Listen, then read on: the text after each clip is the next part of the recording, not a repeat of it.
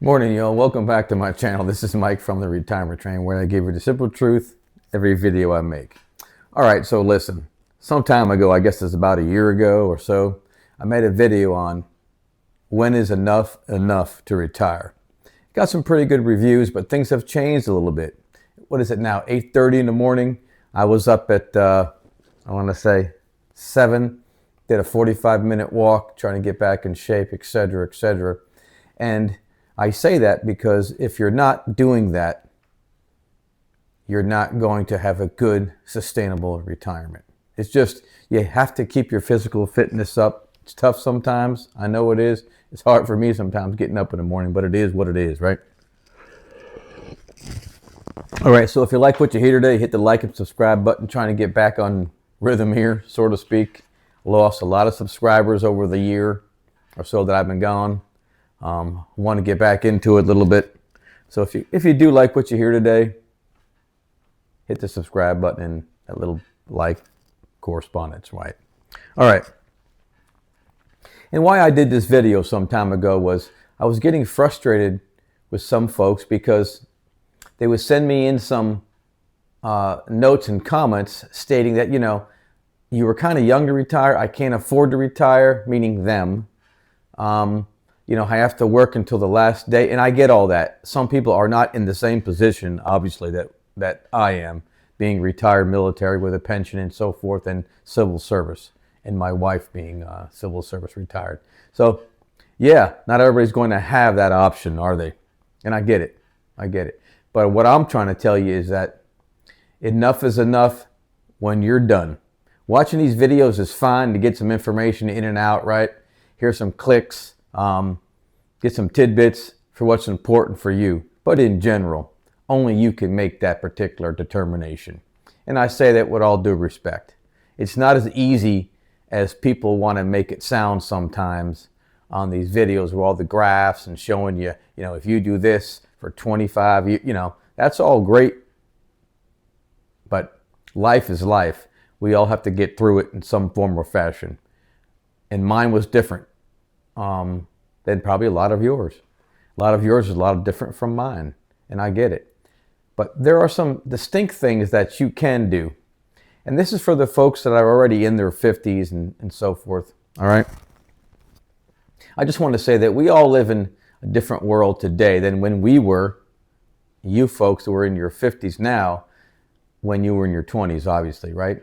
AI is coming on board. It's been on board a year or two now, and it's going light years, y'all. Who knows what's going to happen in the next year or two?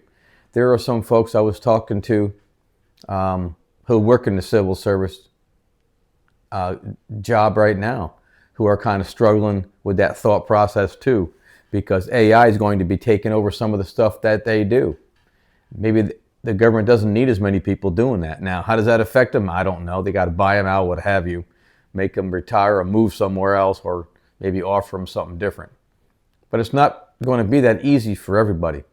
AI is not going to take over everything. There's got to be some people to run the systems, etc., do those things. But in general, folks are starting to get worried about, what do I do next? And if you're at that point, 60, 62, when is enough enough? Do you still fit in that workspace? Do you still have something to contribute? Or is it way over your head anymore? I don't know. But I think we all feel that way some way as we age, right? Younger generation moves up, and you feel that your contribution isn't the same as it was, maybe, and so you move on. But again, you have to be prepared for that day. That's the point I'm trying to make. If I were to backtrack right now and discuss it in a different way, I'd say, listen, in your 30s, in your 40s, right, you need to start really, no later than 35, really. It's just my view. Start packing it away in your 401, 429, whatever. All those things matter. Anything your organization offers for a contribution, and they match, especially if they match, it's something to think about. Roth is great, it is, but it's limited, right? What is it, $8,000, $9,000 a year? I don't know what it is now, but I know it's limited. Where your other aspects are up to, sometimes, depending on who you work for, you know, $25,000, $30,000 right there. If it's you and your wife, well, maybe that's double.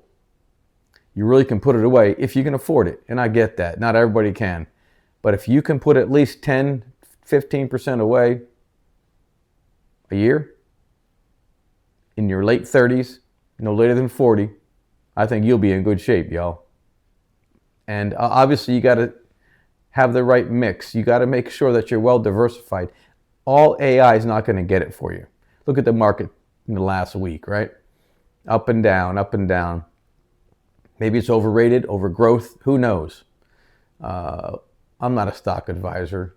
I'm not a financial advisor. Okay? I'm just telling you what I'm seeing and what I'm doing. I'm narrowing back a little bit. Yeah, I do have my sandbox account that when I say play with, I move AI stocks around. It's not that much, but I'm watching it. But if you have a 401k, your custodian, it probably has, I'll give you the example. Microsoft, Amazon, probably NVIDIA of some sort in that particular portfolio somewhere. But they also have other options that you should be looking at. More conservative. Small caps is a big gain right now. Small, large, right? Those sorts of things. Be well diversified. A few bonds in there. Those things are important so you're not struggling when everything's in one particular area and that area goes down and you're really wondering, all right, what the hell do I do now? And you're getting close to retirement. If you are in your 50s, think about that. Every year you should be, re-looking at your portfolio and making adjustments accordingly. I don't know what you want, what your risk tolerance is. I'm fortunate because I have these guaranteed incomes, so my risk tolerance is different. I can take a little more pain, so to speak, right? I don't really need the money right now. I'm living on my pension, so, I can afford to make those particular gambles. Maybe you can't, right? So you need to think about that and how you do it. But investing in the future has always brought back positive gains. Always. Now, there's a time horizon, right? If you're expecting to bring back gains in 1 to 2 years and you're 60, 65, that's what I mean. You got to when I say play the long game, maybe the long game is not there for you. Maybe your long game is 3 to 5 years. Well, then you got to choose accordingly. Maybe your mid caps and so forth like that. Smaller stocks, less volatile, those sort of things. More security, maybe bonds, securities, CDs, etc. are in that mix. Cash is always going to be king, right? Again, when is enough enough? If you're looking at your portfolio and you can meet certain requirements, and I'll talk about them real quick, right?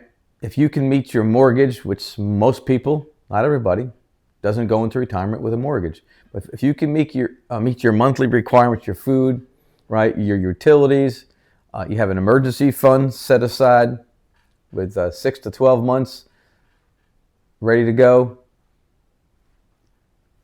If you get tired of it and you feel you're getting outpaced on the job, it's something to consider, right? Some people enjoy working because that brings them whole community stuff within your work environment, right? Maybe that's defines you as a person, but because when you retire, it'll be different, right? You'll have different defining moments. Hopefully you'll make new friends that are retired, talk about the old days like I do. I talk to some Navy guys all the time. We have a once a month meeting, what have you. And then I have other stuff that I enjoy doing. But, those are the things that you're going to have to come to grips with when it's time to retire. Making the decision when, how, where is up to you. Don't let anybody else influence it. These YouTube channels are great, but just take the tidbits out of them that reflect your particular passion or your ideas, right? Learn something when you can.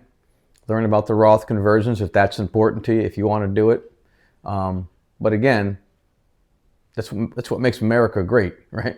You can do what you want to do. We're all entitled to what we need to do and how we want to do things. But you got to remember, you got to make sure you understand the repercussions of things that you do. So see a professional. either a tax accountant, right? A financial advisor, if you think you need one, and those sorts of things. It's important to understand that because we're all just here just talking. We're talking heads. We're not professionals, most of us, right? Again, the timeline is up to you. Enough is enough when you think you are well situated financially, emotionally, and ensure that you know what your spouse thinks. Run these things by her because it's important, y'all. Well, that's all I got for today. I hope that helps. You all take care and God bless. This has been the Retirement Train Straight Talk, coming to you from Bernie, Texas, y'all.